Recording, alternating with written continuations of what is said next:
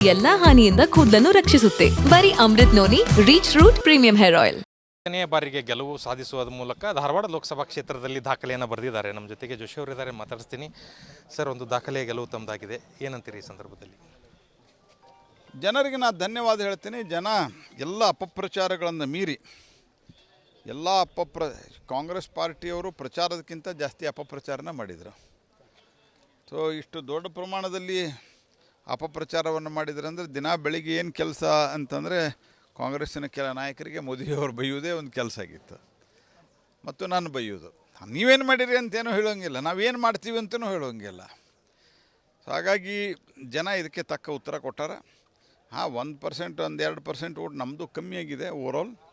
ಅದನ್ನು ನಾನು ನಮ್ಮ ಪಕ್ಷದ ಎಲ್ಲ ಪ್ರಮುಖರು ಕೂತು ಚರ್ಚೆ ಮಾಡಿ ಎಲ್ಲೇ ತಪ್ಪಾಗಿದೆ ಅನ್ನೋದು ಪರಿಶೀಲನೆ ಮಾಡಿ ಸರಿಪಡಿಸ್ತೀವಿ. ಸರ್, ರಾಜ್ಯದಲ್ಲಿ ತಮ್ಮ ನಿರೀಕ್ಷೆ ಪ್ರಕಾರ ಆಗಿದೆಯಾ?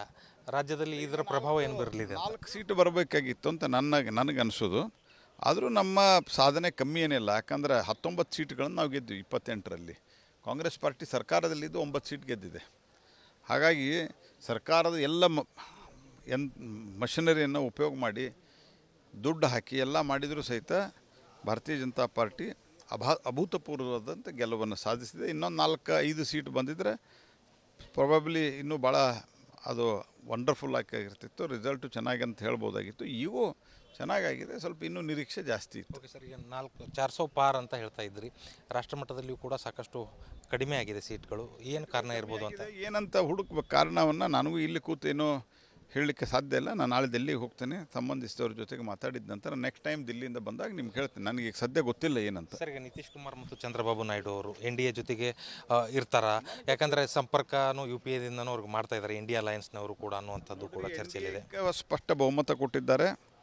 ಮತ್ತು JDU ಆಗಲಿ, ಕಾಂಗ್ರೆಸ್ ತೆಲುಗು ದೇಶಂ ಆಗಲಿ, ಅದು ಯಾವಾಗಲೂ ಕಾಂಗ್ರೆಸ್ಸಿನ ವಿರುದ್ಧವೇ ಇರುವಂಥ ಪಾರ್ಟಿಗಳು ನಮ್ಮ ಜೊತೆಗಿದ್ದಾರೆ. ನರೇಂದ್ರ ಮೋದಿ ಅವರ ನೇತೃತ್ವದಲ್ಲಿ NDAಗಿದೆ, ನಮ್ಮ ಜೊತೆಗೆ ಇರ್ತಾರೆ, ನಂಗೆ ವಿಶ್ವಾಸ ಇದೆ. ಓಕೆ ಸರ್, ಇದು ಪ್ರಹ್ಲಾದ್ ಜೋಶಿ ಅವರ ಮಾತು.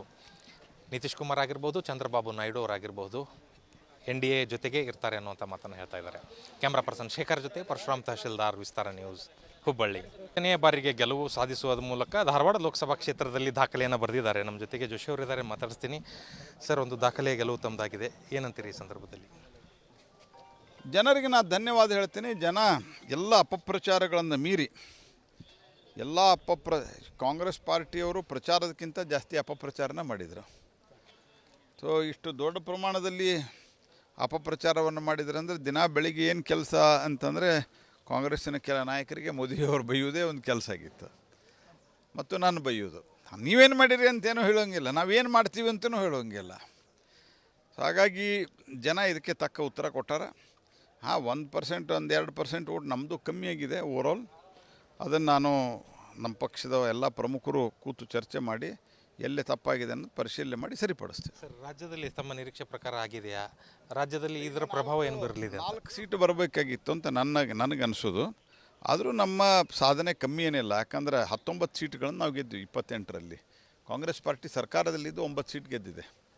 ಹಾಗಾಗಿ ಸರ್ಕಾರದ ಎಲ್ಲ ಮಷಿನರಿಯನ್ನು ಉಪಯೋಗ ಮಾಡಿ ದುಡ್ಡು ಹಾಕಿ ಎಲ್ಲ ಮಾಡಿದರೂ ಸಹಿತ ಭಾರತೀಯ ಜನತಾ ಪಾರ್ಟಿ ಅಭೂತಪೂರ್ವವಾದಂಥ ಗೆಲುವನ್ನು ಸಾಧಿಸಿದೆ. ಇನ್ನೊಂದು 4-5 ಸೀಟ್ ಬಂದಿದ್ದರೆ ಪ್ರಾಬಬ್ಲಿ. ನನ್ನ ಜೀವನದಲ್ಲಿ ನಾನು ಮಾತ್ರವಲ್ಲ, ನನ್ನ ಕೂದಲು ಕೂಡ ಆಗಿರಬೇಕು ಸ್ಟ್ರಾಂಗ್ ಅಂಡ್ ಸ್ಟೈಲಿಶ್.